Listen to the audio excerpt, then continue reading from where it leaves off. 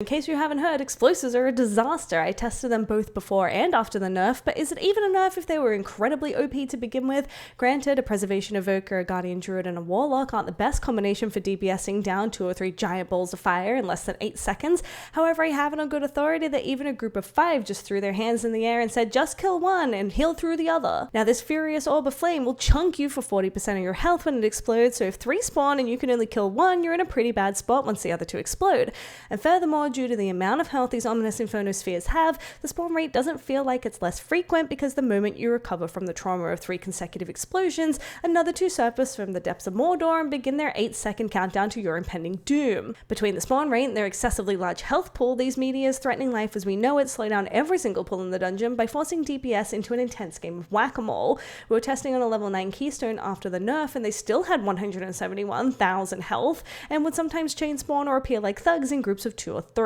Blizzard definitely need to fix this one up, and an idea that I had was perhaps like inspiring 1 or 2 mobs per pack would be on fire, and when you kill them, the great ball of fire makes its appearance. This gives some control back to the players, and Blizzard can still threaten our existence as if we were the dinosaurs. Speaking of the dinosaurs, just kidding, I think they're cute, but this has nothing to do with dinosaurs. We also tested the Incorporeal affix.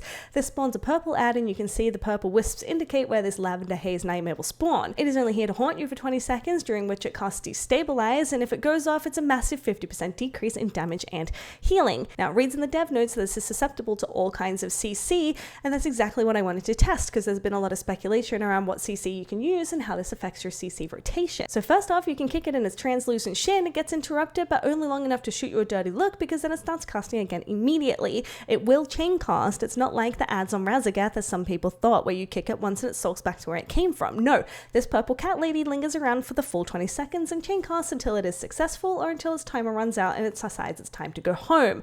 So if you interrupt it with kicks only, you can get away with only using 2 kicks if you time them perfectly at the 7-second mark of each cast, meaning it will despawn before it finishes its 3rd cast. Good luck with that in pug groups, otherwise you'll need to use 3 kicks. We tested AoE stuns such as Druid Incorporeal and Warlock Shadow Fury, and these did not seem to bother our intangible friend. Now, I'm not sure if this is a bug or if this was intended to work this way, but I think the assumption we all made when we read all forms of CC was that we could use AoE stuns on these. It does say immune to AoE attacks, but I took that to mean AoE damage, not AoE crowd control, and I think this needs to be reworded if the intention is that they are immune to all forms of AoE crowd control. As an evoker, I talented into Terror of the Skies for the deep breath stun, even though I knew it wouldn't work. I just wanted to make everyone wait for me while I ran outside the dungeon to change my talents.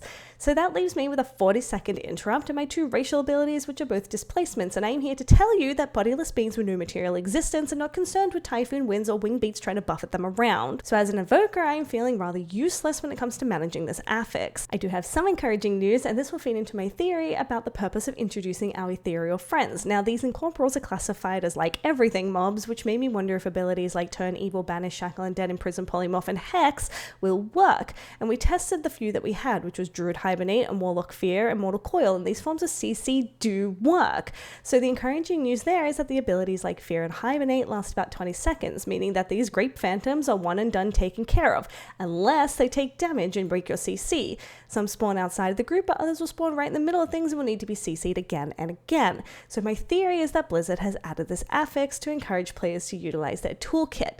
Previously, some of these were just our baseline abilities, but their usefulness was and still is very niche. So now we have that option, we don't really bother to spec into them. And so I think Blizzard has added Incorporals to the affix pool, so every now and then we are forced to shake up our class and spec tree and take an ability like Shackle Undead or Repentance. Now, mind you, I didn't have the classes to test all these other abilities, so if you know whether they work or not, please comment below. So I don't see the grape-flavored ghost being too difficult to handle. I think if you're a healer with a spammable crowd control like Shackle Undead or Hex, this is going to fall primarily to you to manage. So it's just like a replacement for the explosive affix, except way more punishing. And there are a few classes that I'm worried about, like Evoker and Warrior, who may not have much in their toolkit to help out with this affix. And I think if they spawn at the end of a trash pool, you'll be forced to hang out with them, even if they're in the naughty corner, for the full 20 seconds. All in all, I don't think it's a horrible affix, and just like Spiteful, we're going to learn to play around it. Next, I got to meet Spiteful's cute cousin Afflicted. This spawns the white ghost of Christmas and has a poison, curse, and disease debuff on it, and immediately begins casting Afflicted Cry, which can't be interrupted. Instead, someone in the group needs to hold a quick intervention and assist with curing it of one of its ailments. Any one of them is fine, and then they let out a little cheer and disappear. Otherwise, it needs to be healed to full health. The Afflicted Cry for help is 10 seconds long, and if it finishes its scream for attention without receiving any help, it has a complete meltdown and reduces the haste of all players by 100% for 10 seconds. This one really frustrates me as a healer because I just know that in the pug world, this will be seen solely as a mechanic for the most stressed out person in the group, and 90% of DPS players will just plug their ears and blame the mother when the baby throws a tantrum in public. When in reality, healers need their dispels available, not on every encounter, but on certain trash packs and definitely on multiple bosses to ensure people live to get those big numbers on the damage meters. If you're healing through a damage event like the Storm on Herja, or if you're holding your dispel for the tank like on the last boss of Not Good Offensive, will DPS and tanks know that you are otherwise preoccupied with keeping them alive and well and cleanse the afflicted for you? We like to hope so, yes, but the overwhelming answer I expect to read in the comments is hell no. Another reason why this affix is unfair is because while many classes have access to cleanse like Druid, Monk, Paladin, Mage, Evoker, Priest, and Shaman, they are not necessarily taking these talents. However, there are multiple other classes that can't heal, nor have access to an ability to remove the debuff, so they are completely unaffected by this affix. It either doesn't affect their gameplay at all, or perhaps they won't be brought into groups on Afflicted Week specifically because they don't have a special set of skills. Either way, it's a problem, and it's going to cause arguments within pug groups for sure. Now, the reason I'm going on about dispelling the debuff instead of healing them is because the mobs actually have a substantial amount of health, and they seem to have some weird interactions with AoE healing. It's like they don't actually want to live. Between how often these ghostly apparatuses appear, how into social distancing they are, and the amount of attention they need, I don't see a world where this is solely a healer mechanic. If we have to turn our focus and hardcast into multiple sulking spookies at the frequency they currently come crawling to us for help, our teammates are going to perish in their place. What I'm saying is if one or two other people in the group pitch in with dispels, then this affix is a cakewalk. If left only to the healer to manage, it's going to be a tough time. I was testing in a level 10 freehold, and I chose level 10 because I am appropriately geared, if not slightly overgeared, to deal with this affix on a level 10 keystone, and they have about 80k health each, and this scales with the key level. This is usually going to need more than a single heal from most, if not all healers. Now, to speak to evokers specifically, a staple move of single target healing is to echo reversion, and I will tell you that I don't think golden hour procs on our phantom friend, and the double hot ticking over less than 10 seconds doesn't quite do the trick. So outside of Verdant Embrace and Spirit Bloom, I was actually having a hard time healing these to full, especially when they seem to be avoiding each other, and especially when they fail to be healed by AoE abilities.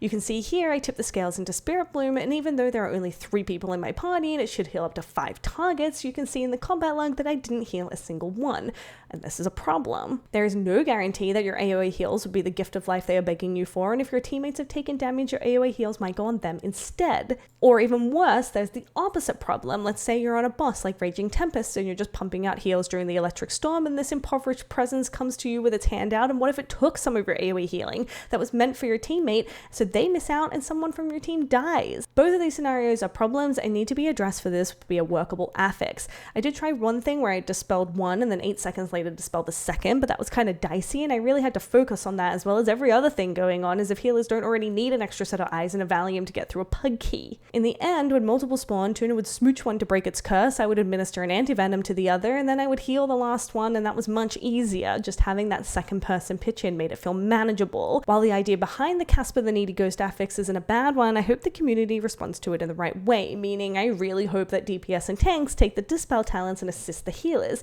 If we can do that, then this affix is actually fine. And now a note for Blizzard, because they definitely watch my videos, a reward effect might be beneficial to incentivize people to dispel the debuffs. Imagine if the person that cures the afflicted gets a cool buff. Healers will probably be fighting with DPS to claim the dispel. I'm only going to speak briefly about Entangling, as it's pretty self-explanatory. We didn't test this one very much because it's actually infuriating in its current state, but I think it will be the easiest of all the affixes to deal with if Blizzard can fix up a few things. First off, it's important to mention that Entangling seems to be on a 30-second timer, which is great news. It means like Quaking, we don't have to feel anxious about its arrival, we can just watch the clock with dread.